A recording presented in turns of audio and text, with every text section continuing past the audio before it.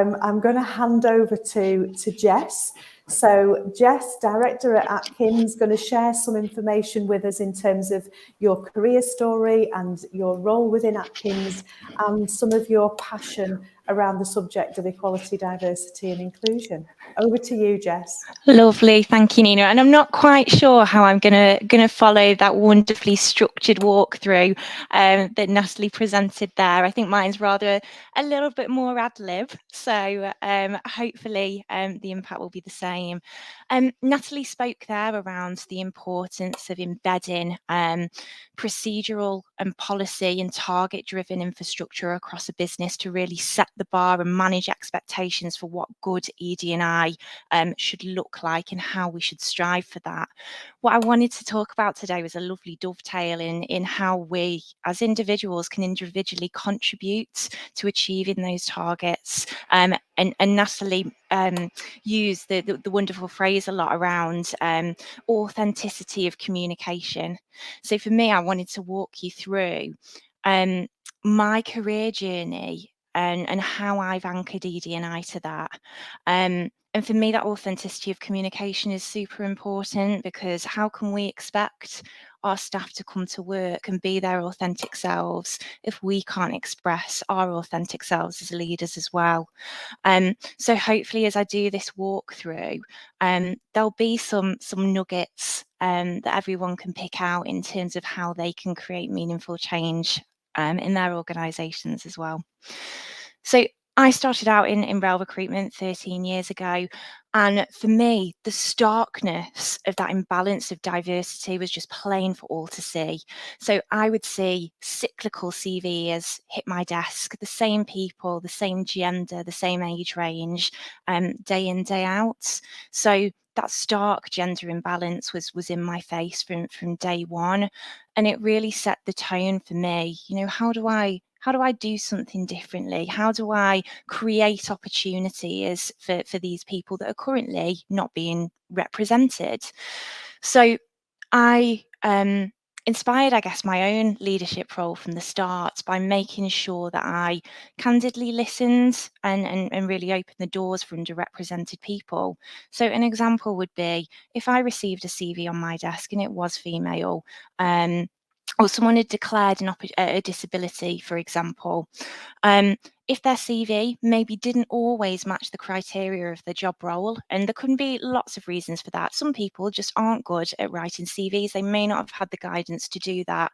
Others may not be able to express themselves in written language like others. There's a whole diversity of reasons why that format of communication doesn't necessarily work. So I took it on myself to make sure that I would always make time to pick up the phone and have a transparent conversation with these people who'd applied for roles with my organisation, just to make sure that I could review them as a person, give them an opportunity to express themselves and their potential, because we all do that in different ways. So that's really where the door opened to, okay, how can I make change as an individual? From working in rail recruitment, I moved on to a whole tranche of consultancy organisations, ACOM, WSP, AMY, and I spearheaded bid management for those organisations, so leading multi-million-pound, multidisciplinary rail infrastructure bids. And ultimately, I ended up working very similarly to HS2 at the Transpennine Route Upgrade, which was an alliance organisation made up of a multitude of design and build organisations across the sector. And like HS2, TRU, if you're now seeing the adverts on telly, it has a huge, significant external profile. And when I joined, the organisation was starting out, it was mobilising. There was a blank sheet of paper for what the culture and what the atmosphere would look like. And whilst I was there to lead bid delivery, there was this opportunity, not least from a legislative lens, that the Alliance had to make sure that they were demonstrating that they were an equal employer under the Equality Act, but not least with its scale and with its public-facing reputation. There was this fantastic opportunity to coalesce people, to mobilise employee networks, to create an ED&I strategy. And really, I just took it on board myself that aside my day job, this is where I wanted to focus my time. You know, I wanted to be part of creating a culture where everyone wanted to come to work, where everyone could feel the vibrancy of wanting to be there, to collaborate with each other, because that's what alliancing is about. So I did that. I took it on board myself to write TRU's ED&I strategy, help to mobilise the employee networks, and help to set KPIs throughout the supply chain. Moving forward, and at the other end of the spectrum, I landed in Atkins, you know, a global professional services organisation. We have 16,000 people across the UK, and we are relatively mature in our approach to ED&I. So we have 9 employee networks that are blossoming. We have Yammer pages that are bursting with conversation and initiatives and webinars day in, day out that really facilitate intersectionality across those networks. And that is backed by our Difference Makes a Difference ED&I strategy, which tests our people and helps them understand where they are along their journey of ED&I awareness. So from curious to enabler to ambassador. And when I landed in Atkins, I saw this fantastic award-winning strategy, and I thought, okay, how can we put this to the test? And I'll sort of give you the reason as to why this is so important to me before I go into that detail. So all of that career experience and my career journey, you know, why have I decided to put my heart and soul into promoting progression of women, for example, you know, taking on the mantle of effectively doing 2 jobs, my ED&I role alongside my day job. It's because I've got a disability. I was born with congenital nystagmus, which means I cannot see, I'll never be able to drive. I find interaction across a room incredibly difficult. And throughout my life, there's been a tapestry of expectation on me as a disabled person that I will not achieve as much as a quote unquote normal sighted person or normal person. So in experiencing the questions, the judgments, the lack of expectation that I'd never achieve my potential, I wanted to make sure that no one was ever in the same situation as me. So I've developed a personal deep compassion for making sure that I listen to others, that I can be that sounding board, can be that advocate, and can use my, I guess, my platform across the industry to make a difference where I can. So coming back to my career story at Atkins, when I landed in the business, I landed as Network Rail Client Director. My role is to look across the UK, the Eastern Territory, North Western, Central and Wales and Western, own client relationships, deliver thought leadership, and make sure that on behalf of the business, I'm cross-pollinating lessons, best practice, and innovation.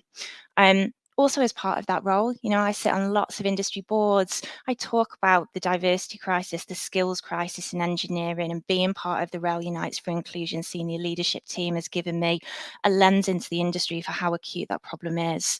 So I wanted to use my role in Atkins to be that voice of change and to help others along their ED&I journey too. So when I landed at Atkins, and we're going to show you a video shortly, I decided to test the applicability of this award-winning ED&I strategy that had been developed, the Different Makes a Difference strategy. And really, you know, our senior leadership team, we get together every quarter, we discuss business performance, we discuss delivery excellence, we discuss health and safety excellence and how it's our number 1 priority. We also discuss people and inclusion. But we'd never before had a full ED&I day sculpted around our leadership. So I thought, okay, let's talk about our senior leadership team really being role models. Are they being visible, as Natalie alluded to before? Are they authentically communicating to our staff? Let's put that to the test.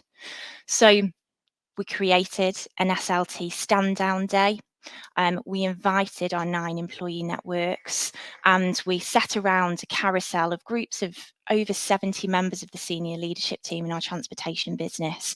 And we basically said, we want to take your professional hats off. We want you to come and be your true self for the day. We want you to test your allyship in a safe space, because we want to make sure there is a safe space to try it. There are a lot of people that are scared off ED&I because of the sheer worry and anxiety around upsetting or offending or sparking an emotive response because we're asked in a certain way. So we wanted to get together these employee networks who percolate that vibrancy of diversity discussion, and our senior leadership team who maybe, as Nina was suggesting then, maybe of a certain gender, maybe of a certain life stage. And we wanted to get them to listen to each other, have those difficult conversations that sometimes there isn't the space to do in day-to-day engineering delivery. And really the outcome of this session was about how can our senior leaders become better sponsors of people.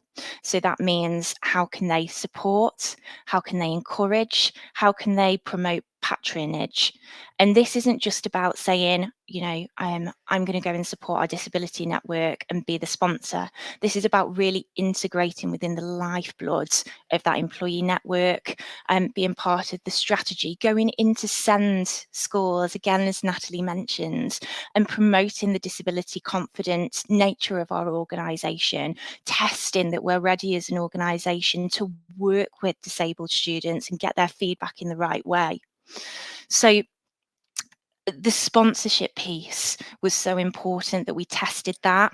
And if some of the senior leadership team didn't feel comfortable, or they didn't feel that they had the tools or the understanding of how to apply that sponsorship, as a result of this day, we hope to give them, or at least insights into the meaningful discussions from the networks of how to do that. And I'm going to ask Toby to play the video so that you can see the flow through of the day. But effectively, creating that line of sight with the employee networks and senior leadership team can be difficult to do.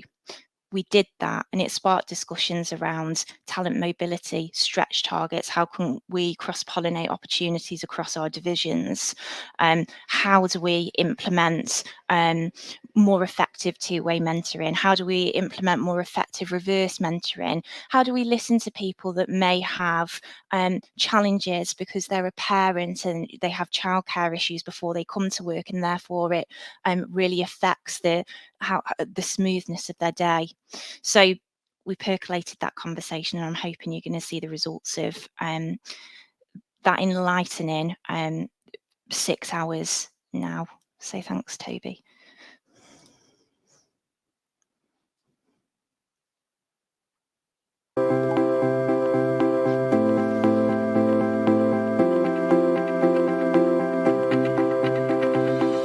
The purpose of today's event is to create a psychologically safe environment which will be attended by both our employee networks from across the business and our senior leadership team, in which we're trying to create a culture of caring whereby our people's needs and life experience, their barriers to progression are understood, and how we can really come together as a community of people in Atkins to be more accessible leaders, to be role models, and to be advocates for change. I'm hoping that the SLT will use this as a learning experience to test their understanding and curiosity around equality, diversity and inclusion, and how they can really make sure that they are moving towards the next step in their ambassador journey. I'm hoping the SLT will get an understanding of all the different networks, the lived experiences, because for the SLT, they may have an affinity to particular networks, but there are other networks they haven't been involved in. So really understanding the lived experience and what we can do as an SLT to create an inclusive culture where everybody can thrive. My expectation today is that I get some time out to reflect, some time out to listen, and some time out to engage with colleagues about what their experiences are. When we look at what people's experiences are, when we hear them, then we can act on it. And we can make sure that as leaders that we're taking the time to make the environment the best it possibly can be for everybody's lived experience. I'd like to see how people are getting on with the questions and how our network is going to present their life experience, and also the presentations, and hear people asking questions from the bottom of their heart. Be present, be curious, go understand. This is about taking action, doing things differently as a result of the sessions we're having today.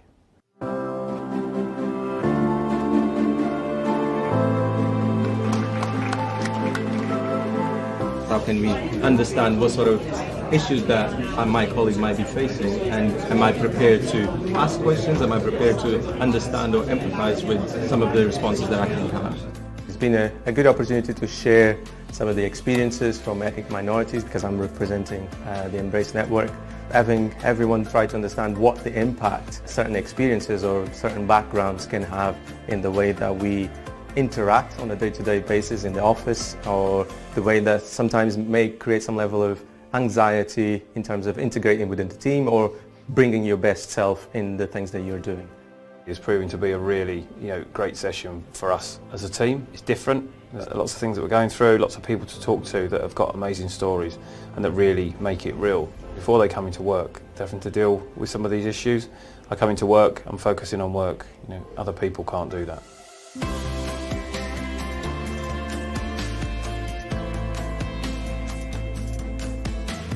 Imagine how they'd be feeling inside, and especially in a group of men as well. You've always got something to learn, and I think circling around the tables and speaking quite frankly and openly with a range of our colleagues, you really get to understand a lot of the issues that they face on a day-to-day basis. You know you've got to go, you've got to pick up the kids or whatever, and you feel like the meeting's not going to end. And then that embarrassment of saying, I've just got to go. We've had a lot of challenging conversations, but also some really interesting and insightful conversations. Conversations haven't just been driven from the network, but also from the SLT. I think they've actually really engaged with the material. It actually has been a really, really good day.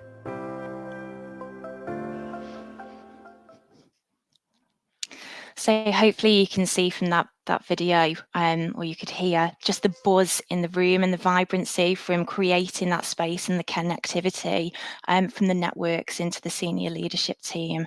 And I think my message is that we all have a shadow to cast.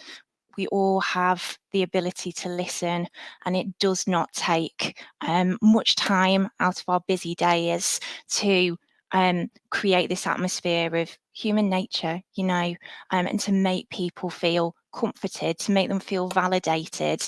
And what's the result of that? Well, the result is that we create, a fantastic, vibrant place where people want to come to work, where they can apply their best selves. And ultimately, that does drive great business performance in the same way that delivery excellence does in putting steel in the ground. Finally, I'll just touch upon a really pertinent point that Natalie talked around, which again coincides with we all have huge shadows to cast back into our teams, and how do we create personal leadership skills. In Atkins, we've generated an industry first programme called the Governors for Schools programme, in recognition of the acute diversity and skills challenges across the sector. And what our pledge is under CEO sponsorship is to provide 44 STEM and careers linked governors across 4 underrepresented school pillars. And those pillars are girls' schools, because of the gender imbalance in the industry, which was all too stark for me when I started out in rail recruitment. Schools in areas of high deprivation, where we'd like to raise aspirations of local communities, and where there tends to be multicultural societies that surround those schools. We want to support special educational needs and disabilities settings to provide a line of sight into engineering. And we also want to support primary schools to ensure that every child has the right start out in life, and that they are privy to technical and careers conversations in the same way that high school children are. So what this programme does, it's open to every single person across our organisation, whether you're an apprentice or you're an executive. You can be a school governor under our programme, backed by the 400 strong STEM ambassador network, to deliver a 4-year programme, because that's the term of a governor. a 4-year programme of curriculum enrichment, which brings to the fore the capability of the Atkins business. Now, the reason that I'm talking about this, not just with the framing of the skills and diversity gap and trying to bring through that talent pipeline from those underrepresented schools through those school pillars, but it's also about giving everyone that chance to cast a shadow, operate at board level, receive the training in leadership and management, project management, coordination of teams, development of strategy. So we've now got off that target. We were going to place 44 by summer 24. We've got 41 already, and we're 14 months ahead of schedule. Wow. Half of those people are apprentices and graduates. So again, this is a really fundamental and meaningful programme which not only dovetails and connects underrepresentedness, community wellbeing, social value application, but also it's a tapestry of learning and development, talent retention and mobility, and personal leadership development. Yeah. So, wow. That was absolutely incredible, that run through of what's going on, Jess. The run through from your own perspective in relation to being. So you've mentioned a few things that have taken me to this heading, this kind of headline that I've circled on my piece of paper that says personal responsibility. Absolutely. And that for me, and that this expression that you've used about we've all got a shadow to cast. It's our shadow. It's our responsibility to do it. And, you know, we all go through our careers and go through our lives and, you know, working life, and are in situations where we see that there's an expectation for the leader of the organisation. So if the chairperson is doing it, or the chief exec is doing it, or the managing director's doing it, I can't do it. I'm just little me doing my job. I'm just a small cog in a big wheel, etc., etc. All of these other things that we could say. But actually what it comes down to is that personal responsibility. And a friend of mine that I saw at the weekend, spent some time with at the weekend, just turned around in context of a conversation that a group of us were having. And she said, if you're not changing it, you're choosing it. So yeah. I'm going to attribute that to Jane Montague, because it was Monts that shared that with us at the weekend. But if you're not changing it, you're choosing it. Mm-hmm. And for me, what you've demonstrated so beautifully in that presentation to our audience is that personal responsibility. That's what matters. You don't just want to sit there and say, well, it's not very good, is it? I know, you know, woe is us because we're not doing very well as an industry. There's so many tangible differences that you're making because you've seen the opportunity where you can do it. And if you haven't seen it, you've made it. So you've made that opportunity. And I think, Nina, it's so important for us all to recognise that diversity is a fact. We're all different. We all have different perspectives on life, different experiences, come from different socioeconomic backgrounds, different levels of education, different protected groups. But inclusion is a choice, and it's down to every single one of us to make sure that those around us feel comfortable in their own skin. Yeah. So, yeah, absolutely. This is an individual and collective pledge that we need to make to do something transformational together, because ultimately, if we're being completely cut and dry about it, the industry, as hopefully Natalie and I have eloquented today, will fall over if we do not have the volume of people coming through that we need to deliver the likes of TRU and HS2. Yes. And the National Skills Academy for Rail actually released a report, I think in the last 6 months, to say that 16,000 people additional to the population now would be required in that workforce to deliver those programmes on time. So for me, the time is now. It's not about tick boxes anymore. This is about how do we all individually commit to being curious, an enabler, and ultimately an ambassador for every single person that we work with. Yeah, absolutely. And you are definitely giving us that call for action. You've given us some amazing tips in terms of what's happening at Atkins, what you're involved with. I love the ED&I day. I loved seeing the video and the interaction between people. Me and Caroline and Faye actually attended the Archway conference a few months ago in February. And so for those people who don't know, Archway is the LGBTQ plus employee network for Network Rail, but it's not confined to Network Rail. It can be anyone within the rail industry, so supply chain as well as the train operating companies, the freight operating companies.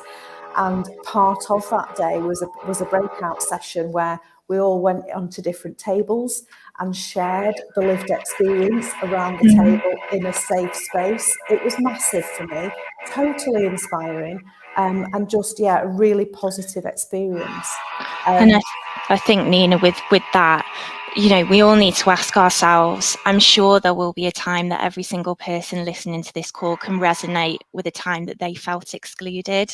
Yeah. So even if they're not living that exclusion at the moment, they will have by, for example, not being invited to a party when they were a child, or like me, if I can't see something in the distance and, I feel too scared to put my hand up, then I'm being excluded from that situation. Yeah. So another reason why it's so important for us all just to listen to everyone around us. Absolutely.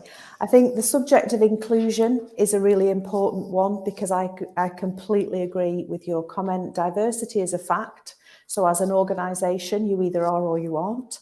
And we've heard some brilliant statistics from Natalie earlier in terms of the progress that's being made on the actual numbers. In terms of, into the percentage of female, the percentage of ethnic minority people, percentage of people with a disability. But actually what I'd love to go on to when we come back from the coffee break, to kind of really hone in on our subject area of inclusive leadership, is how do you take that from diversity, from bringing people in from underrepresented communities and having a truly diverse workforce. Let's assume for one glorious minute that we've done that. How do we make sure that once we've brought everybody in, that we're making them feel at home and that they feel like they're belonging? So I'd love to table that for discussion once we come back from the coffee break.